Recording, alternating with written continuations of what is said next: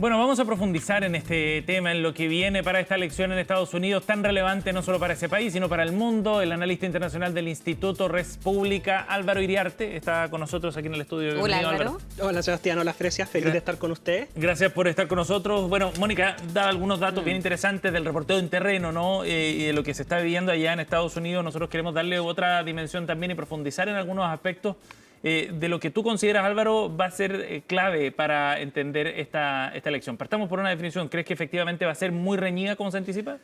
O sea, si uno se guía por el promedio de las encuestas serias, no por una encuesta, sino que el promedio de encuestas, y aquí lo puedes revisar en portales como Real Clear Politics o 538, en la práctica el promedio de encuestas muestra que la situación es mucho más estrecha que la que se mostraba a la fecha con Biden y a la fecha con Hillary Clinton. Okay. Por lo tanto, podríamos entender que sí. ¿Por qué?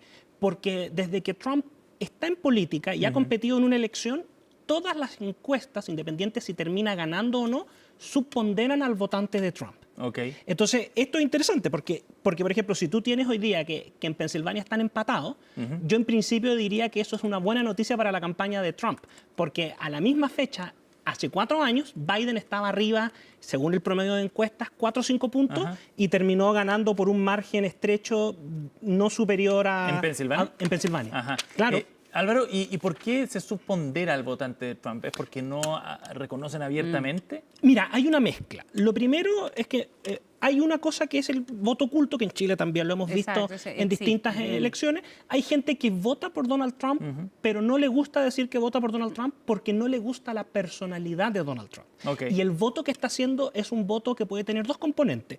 Por las políticas como el recorte de impuestos que implementó en su momento, el recorte de gasto en materia de guerra, el no enviar tropas, o también pueden estar votando en contra de algo. Y ese votar en contra de algo es la agenda moderna del Partido Demócrata.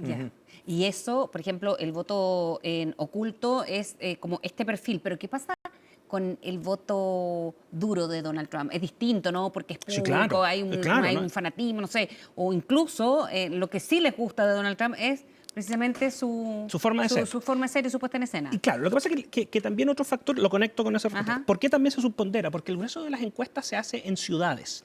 Y el corazón del voto de Trump y también del Partido Republicano hoy día está más bien en los suburbios, donde son campos de batalla, y en el mundo rural. Nadie va a ir a encuestar 200 personas que están diseminadas en el estado de Pensilvania, en el borde con Ohio, sino que vamos a ir a entrevistar personas para la encuesta ¿dónde? En Pittsburgh y en Filadelfia, que son polos urbanos y que concentran votos demócratas. Pero además, efectivamente, una de las características del voto duro es que en el fondo les gusta porque Donald Trump, su forma de ser, pero además porque lo que dice lo cumple. Y eso es algo que de alguna manera es una tendencia que tú puedes ver en otras democracias en Occidente. ¿Y qué es lo que promete en esta campaña en particular Donald Trump? Mira, en particular promete reactivar la economía, particularmente el empleo, aumentar los niveles de empleo, pero también el tema de la inflación, que ha sido una constante en la administración Biden y es el principal tema económico en los estados bisagras que... Post-pandemia, claro. Post-pandemia. Muy fuerte. ¿Te fijas? Segundo, tiene que ver con este concepto que ya es propiamente de la agenda de Trump y su movimiento, que es una suerte de proteccionismo industrial que apunta precisamente a los estados del medio oeste que fueron el corazón industrial de Estados Unidos, el acero en Pittsburgh, Pensilvania, y en Scranton también en Pensilvania, la manufactura automotriz en Detroit, Michigan, etcétera, etcétera, etcétera, y que hoy día en el fondo se han visto de alguna manera perjudicados en su calidad de vida por la externalización de estos servicios que son finalmente enviados y, por ejemplo, hoy día no son corazón de producción de acero ni de vehículos porque se están produciendo en otros países. Y otro dato que entregaba Mónica ahí a propósito de la participación, que ahora se promete haber más participación también porque después de 4 años o 5 años se ha visto esta polarización. ¿Tiene que ver con eso? Mi voto define definitivamente, efectivamente lo que pasa en el país. Ahora, Fresia, ahí hay un tema importante que uno a veces pierde la perspectiva. Lo primero es que Estados Unidos, desde la perspectiva política, desde el día 1, es una sociedad políticamente polarizada. Podemos encontrar una cantidad de ejemplos. O sea, la misma Revolución Americana en el fondo, los realistas, los que estaban con la corona, cruzan despavoridos y se van y se refugian en Canadá después de la independencia de Estados Unidos mayoritariamente. De hecho, hay algunos que cambian sus apellidos. O sea, es una polarización que nosotros en nuestro contexto chileno no estamos acostumbrados. Otro caso notable, por ejemplo, entre los padres fundadores, que hoy día son figuras que son vistas con una cierta reverencia y con una perspectiva histórica. Cuando John Adams, el segundo presidente de los Estados Unidos, pierde la elección con Thomas Jefferson, John Adams no se queda al cambio de mando. O sea, un padre fundador, ambos redactaron la Declaración de Independencia, ambos participaron en la convención que redactó la Constitución de 1787 de Estados Unidos, terminaron tan polarizados políticamente y tan peleados a nivel personal que Adams se retiró el día que asumía Jefferson y se fue en su carruaje ese mismo día, no participó en la ceremonia y se fue.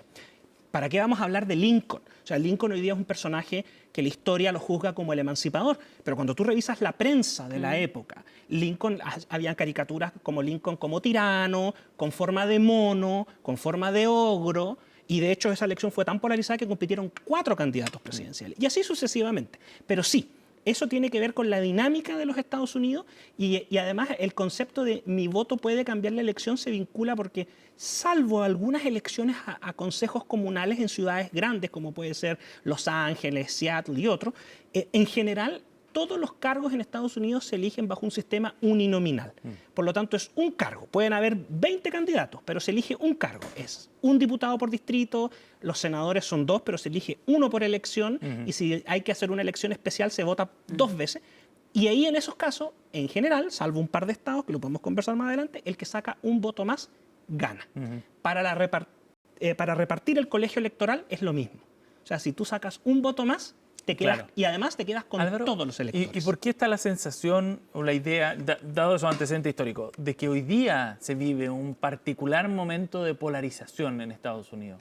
Yo me atrevería a decir muy responsablemente que en particular es por la existencia de las redes sociales, pero también porque la prensa tradicional hoy día tiene una mayor cobertura de estos aspectos. O sea, hoy día es mucho más habitual. Tú prendes un canal y de partida, piensen en Chile, que es un país pequeño, un mercado pequeño, 20 millones de habitantes y tiene 2 canales de noticias 24 horas, tiempo completo. CNN en español y La Competencia. Entonces, en Estados Unidos también, y hay mucho más. Y además lo segundo que pasa es que los niveles de polarización, cuando son sociales y no de la élite, como tú bien decías, Sebastián, cuando hablabas con Mónica, también repercuten hoy día, en el siglo XXI, en tu forma de vida. Y eso es probablemente lo más importante. O sea, que eso es lo que está en juego. Que eso es lo que está en juego. Pero ojo, porque escuchábamos la entrevista, el extracto de Leonor Varela, y claro, su preocupación y su tema principal es lo que se llama en la jerga de Estados Unidos los derechos reproductivos. Pero, por ejemplo, hay otros actores y otros activistas que están preocupados por la libertad de expresión y que están aterrados de que un gobierno de Kamala Harris, siguiendo las declaraciones que ha hecho el presidente Biden, que ha hecho Hillary Clinton y que ha hecho, por ejemplo, Bill Gates, censure.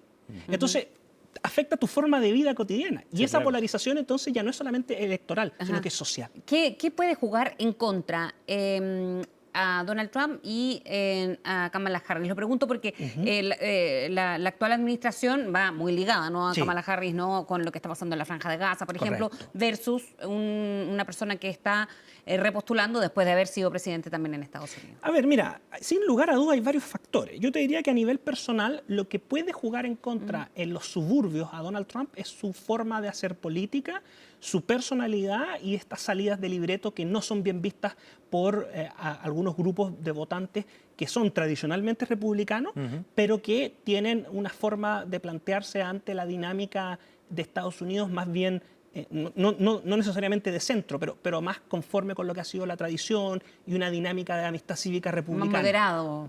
Claro, pero quizás no más amistosos, que sí. quizás no son más moderados porque a lo mejor están igual en esa perspectiva, pero claro, eso es lo primero. En cuanto a personalidad, en el caso de Kamala Harris puede afectarle la indefinición en un sinnúmero de temas. O sea, Kamala Harris no tiene una agenda clara o no ha sido capaz en lo que es de campaña de proyectar una cosa concreta en temas que son muy importantes para la base demócrata. Por ejemplo, el control de armas.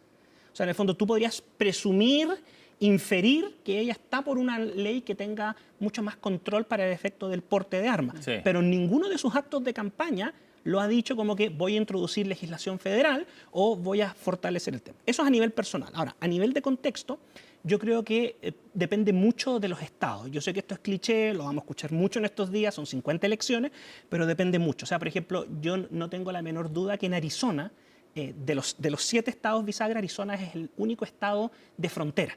Y por lo tanto la migración y la crisis migratoria sí es un factor relevante en ese estado. ¿Y está incidiendo en las encuestas, por ejemplo, en favor de Trump? Y está incidiendo en las encuestas, de hecho, y estaría incidiendo también en el llamado voto anticipado. Porque según las estadísticas que tenemos hoy día a la fecha, en el caso de Arizona, se han emitido prácticamente 2 millones de votos anticipados, ya sea por correo o en persona, pero lo relevante es que la proporción, como tú te registras y tú pides el voto, la proporción de votos regresados por gente que está afiliada como republicanos es 4 o 5 puntos más que los que están afiliados como demócratas. Y eso puede ser un indicador en un estado que fue el segundo más estrecho después de Georgia en la elección del 2020, anterior, claro. por ejemplo. Y en otros estados es la economía, pero no es la misma economía. O sea, por ejemplo, en Georgia, que es un estado bastante pujante, creciente, que está trayendo gente, lo mismo que Carolina del Norte con el hub tecnológico que está ahí en Raleigh y Durham, el problema no es un tema de empleo, el problema es la inflación. Claro. Pero te corres a Pensilvania, Wisconsin y Michigan, y el problema no es solo la inflación, es también el empleo. Claro. Ahora, cuando tú hablabas de esta polarización y que es del día 1, la figura de Donald Trump igual cambia, ¿no? Lo que pasó en el Capitolio se decía, Claro. o sea, por ejemplo, eso marca una inflexión quizás de otro Estados Unidos, un ejemplo de democracia, como se decía en su momento. Mira, sí, pero también yo creo que en esto es muy importante agregarle la perspectiva histórica, porque, por ejemplo, la figura de Trump genera las mismas pasiones y también genera las mismas pautas que generó en su momento la figura de Richard Nixon. Es la misma dinámica, o sea, y es muy similar. Y de hecho, lo que pasa es que los personajes lo abordaron de manera distinta. Ahora, sabemos que Richard Nixon termina su mandato de la peor manera posible, en medio del escándalo Watergate, renunciando a la presidencia. O sea, Pero, por ejemplo, fíjate tú que efectivamente, si el argumento es que Trump se quiere eternizar en el poder y quiere en el fondo convertirse en un dictador, como yo le escuchaba a Leonor Varela, lo interesante es que el único presidente en la historia de Estados Unidos que ha servido más de 2 mandatos seguidos y que por eso tuvo que modificarse la Constitución, porque se iba a perpetuar, fue Franklin Delano Roosevelt, demócrata. Porque la convención constitucional, o sea, la costumbre constitucional era que un presidente servía 2 veces. Claro. ¿Por qué? 2 periodos en su vida. ¿Por qué? Porque así lo hizo George Washington, el primer presidente. Cuando llegamos a la figura de Roosevelt, Roosevelt abiertamente rompe la tradición, con el apoyo del Partido Demócrata. Y entonces va a su primera elección, gana, va a la segunda elección o primera reelección, gana, y en teoría debería haber terminado ahí. Y sale 2 periodos más. Y a raíz de eso, el sistema de los Estados Unidos tuvo que ajustarse y se modificó la Constitución incorporando una enmienda para limitar. Pero ojo, que establece, pensando en los vacíos legales y también en los resquicios legales, establece que una persona no es que no pueda ser reelegida, no, establece que una persona solo puede servir como presidente de los Estados Unidos 2 veces. Entonces, a lo mejor acaba de haber un cambio después con el tema de Trump del Capitolio. ¿Te fijas? Sí. Álvaro, lo último antes de que se nos vaya el tiempo, pero desde la perspectiva chilena, ¿qué efectos tendría que gane Kamala Harris o Donald Trump? ¿Qué efectos tiene? ¿Nos cambia mucho el panorama en nuestras relaciones con Estados Unidos o no? Mira, vamos a lo primero. No va a cambiar mucho porque lamentablemente, yo lo digo muy responsablemente, hay gente que considera que esto es fantástico, pero lamentablemente el hemisferio occidental en los últimos 12 años no ha sido tema de interés para Estados Unidos.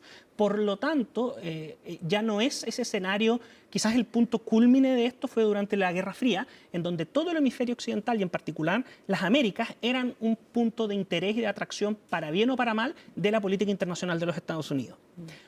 Llevamos 12 años en que no somos tema. ¿Dónde está concentrada la política de los Estados Unidos? En el Medio Oriente y en el Lejano Oriente. En el Medio Oriente por la situación de su aliado estratégico de Israel y por los conflictos con Irán y otros países del mundo árabe, y en el Lejano Oriente por la rivalidad con China y por la situación con Corea del Norte. Sí podría influir en 2 perspectivas para Chile en particular. La primera es que las propuestas de aranceles, si las logra implementar, tenemos que ver qué efecto dominó producen en el comercio internacional, y eso sí podría repercutir en un país como Chile, que tiene una economía todavía inserta en el escenario global de manera muy, muy importante.